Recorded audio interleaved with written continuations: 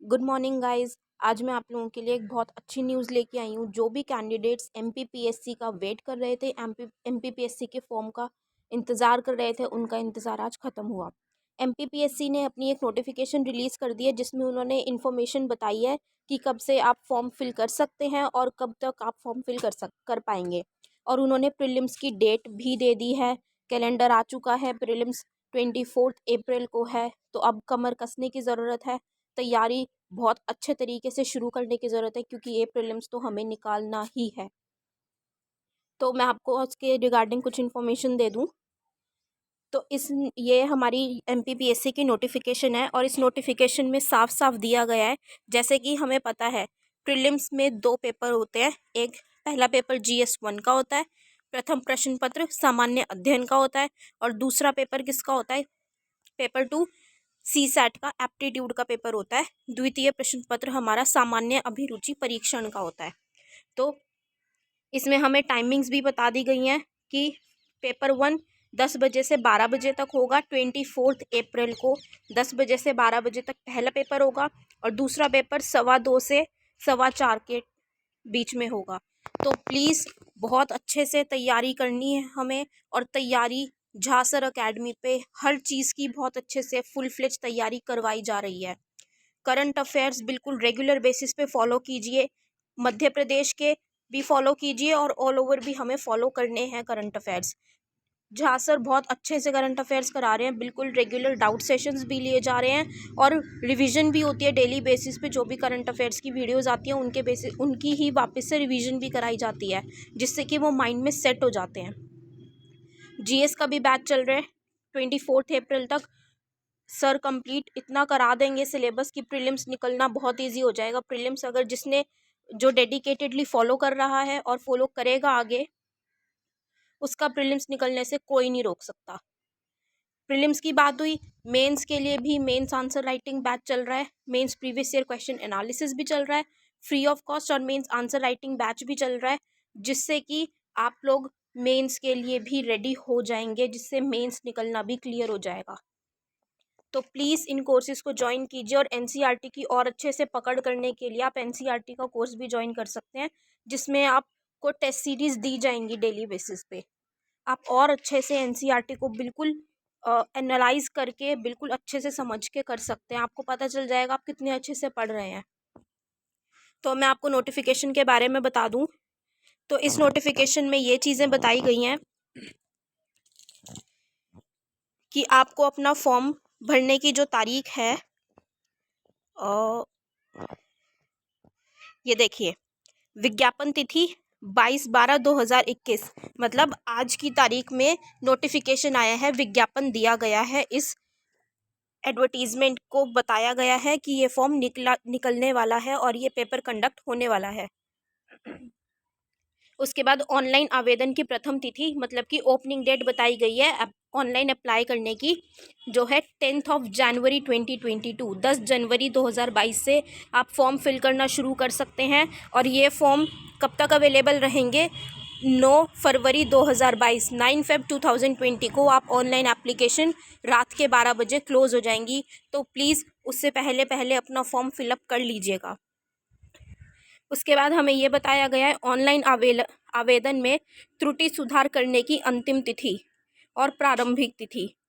त्रुटि सुधार क्या है कि जैसे अगर फॉर्म में आप कुछ गलती कर देते हैं तो फॉर्म की करेक्शन के लिए भी आपके लिए एक अलग से लिंक प्रोवाइड किया जाएगा और उस लिंक पे जाके आप अपनी फॉर्म में करेक्शन कर सकते हैं। वो फॉर्म में करेक्शन करने की ओपनिंग डेट 15 जनवरी 2022 है, 15 जनवरी 2022। और वो बंद होने की, वो लिंक बंद होने की जिससे आप करेक्शन कर सकते हैं, उसकी डेट 11 फरवरी 2022 है, 11 फेब 2022। और इस बात का ध्यान रखिएगा कि जब आप करेक्शन के लिए करेंगे, त्रुटि सुधार के लिए अगर आप फॉर्म पे जाएंगे वापस से, तो उसमें आपको 50 रुपीज़ एक्स्ट्रा देने पड़ेंगे। उसका चार्ज है 50 रुपीज़।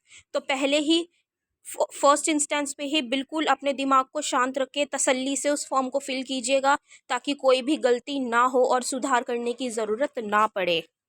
और परीक्षा तिथि क्या है, 24 अप्रैल 2022, 24 अप्रैल 2022 को प्रीलिम्स का एग्ज़ाम है। पेपर 1 10 से 12 बजे होगा और पेपर 2 2:15 से 4:15 के बीच में होगा। और आपको उसके लिए एडमिट कार्ड 15 तारीख को दे दिए जाएंगे। 15 अप्रैल 2022 को आपको एडमिट कार्ड भी दे दिए जाएंगे उसके लिए। उसके बाद हम देखते हैं नोटिफिकेशन में क्या चीज़ें ज़रूरी हैं। तो देखिए, ये शहर के प्रस्तावित शहर दिए गए हैं, मतलब कि जो सेंटर आप लोग अपने फॉर्म में एग्ज़ाम सेंटर फिल करेंगे, आपको उसकी यहाँ पे लिस्ट दे दी गई है। तो आप अपना सेंटर अपनी चॉइस के अकॉर्डिंग फिल कर सकते हैं। लेकिन आप जितनी जल्दी फॉर्म फिल करेंगे उतनी ही जल्दी आप इस अपने सेंटर को आपको अपना सेंटर चूज़ किया हुआ मिलेगा। क्योंकि सीट्स क्या होता है कि जिस हिसाब से फॉर्म्स फिल होते हैं उस हिसाब से उस सेंटर की सीट्स फिलअप कर दी जाती हैं। तो जैसे जैसे सीट्स फिलअप हो जाएंगी तो अगर ख़त्म हो जाएगा तो आपको नहीं मिलेगा। तो जितनी जल्दी फिल करेंगे उतनी जल्दी आपको अपना सेंटर चॉइस ऑफ सेंटर मिलेगा।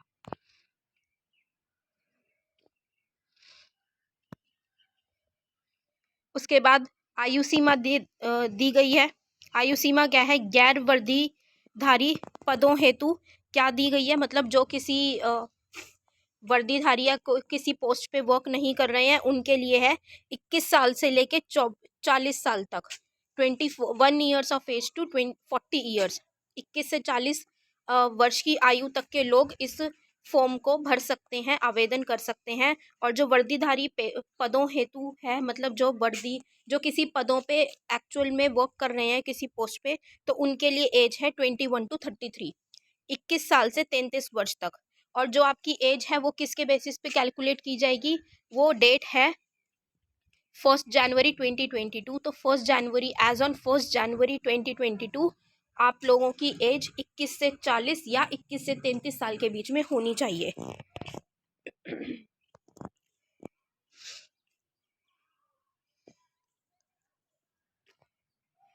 उसके बाद हम बात करेंगे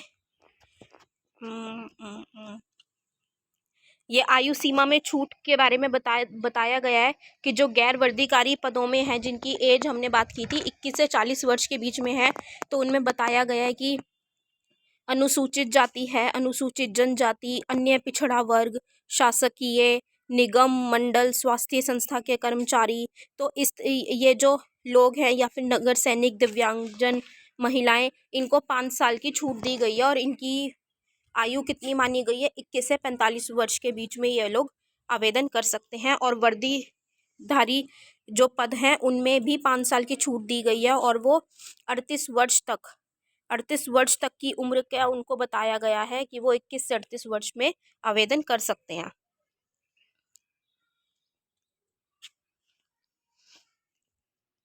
फिर हम बात करें कि ऑनलाइन आवेदन कैसे करना है, ऑनलाइन आप लोगों को किस तरीके से अप्लाई करना है, तो आपको उसके लिए बताया गया है। ये आपको वेबसाइट भी दी गई है www.mppsc.nic.in पे अगर आप जाएंगे तो आपको वहीं पे ऑनलाइन सीधे अप्लाई ऑनलाइन का टैब मिल जाएगा। वहाँ पे आप अप्लाई ऑनलाइन पे जाके 10 तारीख से आप अप्लाई ऑनलाइन पे जाके कर सकते हैं। अभी आपको लिंक अवेलेबल वहाँ पे नहीं होगा, 10 तारीख से आपको वहाँ पे लिंक अवेलेबल हो जाएगा, तो आप वहाँ पे जाके फॉर्म फिलअप कर सकते हैं। ये आपको फ़ीस बता दी गई है कि जो मध्य प्रदेश के मूल निवासी अनुसूचित जाति के हैं या अनुसूचित जनजाति के हैं या अन्य पिछड़ा वर्ग है, अदर बैकवर्ड क्लासेस हैं, और जो दिव्यांगजन क्षेत्रों में श्रेणी के आते हैं उनको 250 रुपये पे करने, 250 रुपये उनकी फ़ीस है। और जो बाकी की श्रेणी में आते हैं और जो मध्य प्रदेश के बाहर के निवासी हैं उनके लिए कितनी फ़ीस है, कितना शुल्क है? 500 रुपये। और अगर आपको OMR शीट, जैसे हमने बात करी थी अभी एक त्रुटि सुधार की भी, कि करेक्शन अगर आपको करने की ज़रूरत पड़ती है तो आपको 50 रुपीज़ देने पड़ेंगे एज अ कॉम्पनसेशन। और अगर आपको OMR शीट जो MPPSC फॉर्म एग्ज़ाम देते हैं तो हम OMR शीट फिल करते हैं, तो अगर आपको वो OMR शीट भी चाहिए तो उसके लिए आप 50 रुपीज़ पे करके OMR शीट डाउनलोड कर सकते हैं वेबसाइट से। ये यहाँ पे हेल्पलाइन नंबर दे दिया गया है, देखिए हेल्पलाइन नंबर है 0755672021 और ऐसे ही एक और नंबर है। अगर आपको कोई भी दिक्कत आती है फॉर्म फिल करने में तो आप इस नंबर पे कॉल करके फॉर्म की जानकारी या कोई भी जो भी आपको परेशानी है उसकी जानकारी ले सकते हैं। उसके बाद ये देखिए, ये अच्छे से बताया गया है कि किस तरीके से आप अप्लाई ऑनलाइन फॉर्म फिल कर सकते हैं, ये बोला गया है। देखिए ये वेबसाइट है www.mponline.gov.in।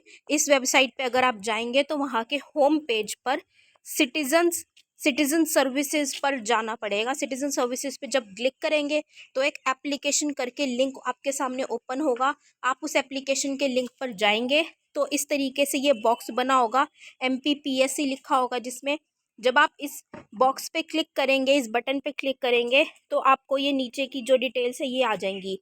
Click here to apply, pay for unpaid application, click here to edit, ऐसे करके आपको आ जाएगी। और नीचे देखिए click here to view advertisement भी है। अगर आपको नोटिफिकेशन डाउनलोड करना हो तो आप यहाँ से कर सकते हैं। और क्लिक हेयर टू अप्लाई में आप उस पर क्लिक करके अप्लाई कर सकते हैं, अपना फॉर्म फिलअप कर सकते हैं।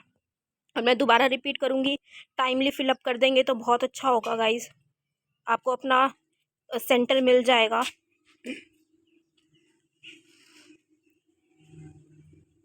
उसके अलावा ये एक घोषणा पत्र है, जो बैकवर्ड क्लासेस से बिलोंग करते हैं उनके लिए एक घोषणा पत्र है, डिक्लेरेशन है, जो उनको फिल करके अटैच करनी है अपने फॉर्म के साथ।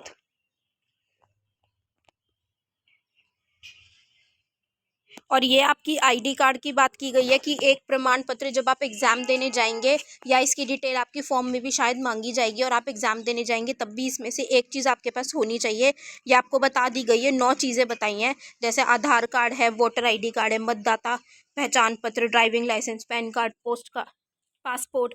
तो इस तरीके से एक चीज़, एक एज एन आइडेंटिटी आपके पास होना चाहिए।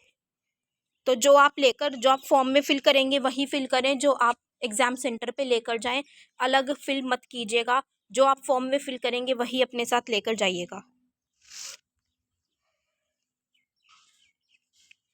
तो ये थी हमारी नोटिफिकेशन, जो जो इसमें इम्पोर्टेंट था वो मैंने आप लोगों को बता दिया है।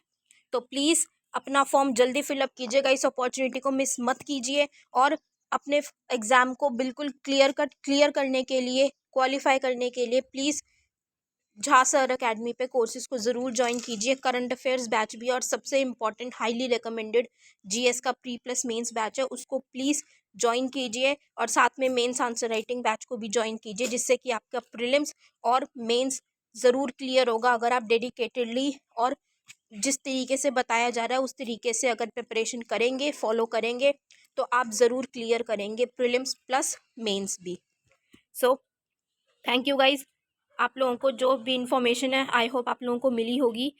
Thank you, have a great day ahead. जय हिंद।